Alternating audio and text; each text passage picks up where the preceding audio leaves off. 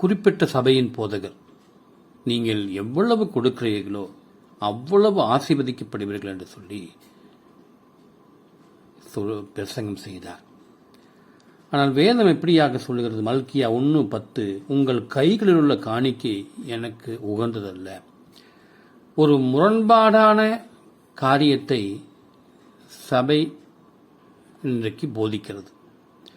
அப்போ எதை நாம் பின்பற்ற வேண்டும் என்ற அடிப்படையிலே நாம் முதலாவது தெரிந்து கொள்ள வேண்டும். வேதாகமத்தையா இல்லை சபையா என்ற முக்கியமான ஒரு முடிவுக்கு வர வேண்டும். நமது கையில் இருப்பது ஒரு பொக்கிஷமான வேதாகமம். அந்த வேதாகமத்தில் உள்ள வார்த்தைகளில் சரியாக போதிப்பவரே ஒரு நல்ல போதகர். அப்போ இந்த காணிக்கை அப்படிங்கிற அடிப்படையில் சிந்திக்கும் பொழுது முதல்ல உள்ளதை கொடுங்க அப்படின்னு சொல்றார்.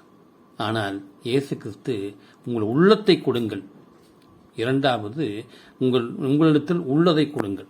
உள்ளத்தை கொடுக்காமல் நீங்கள் எவ்வளவுதான் நீங்க காணிக்கை கொடுத்தாலும் அது கர்த்தருக்கு பிரியம் அல்ல. அதுதான் இங்க சொல்றார். ஆமா, பலிபீடத்தில் உன் காணிக்கை செலுத்தும் முன்பு முதலாவது உன் சகோதரத்தில் ஒப்புரவாகு என்று இயேசு கூறினார். மத்தேயு 5:24.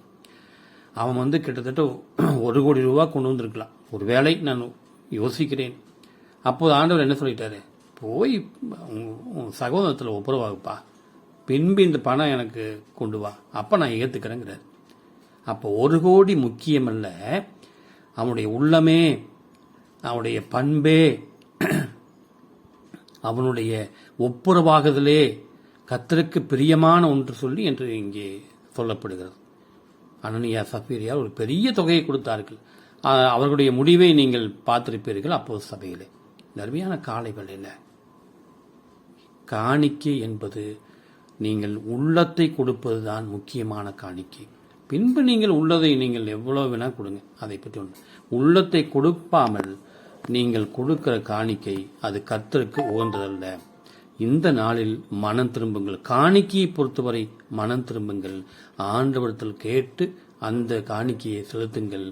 எனக்கு வேண்டாம் அந்த காணிக்கை, நான் காணிக்கைக்காக பேசுவதில்லை. ஆம் அன்பானவர்களே, உங்களுக்கு பக்கத்தில் இருக்கிற ஏழை எளியோர்கள், ஏழை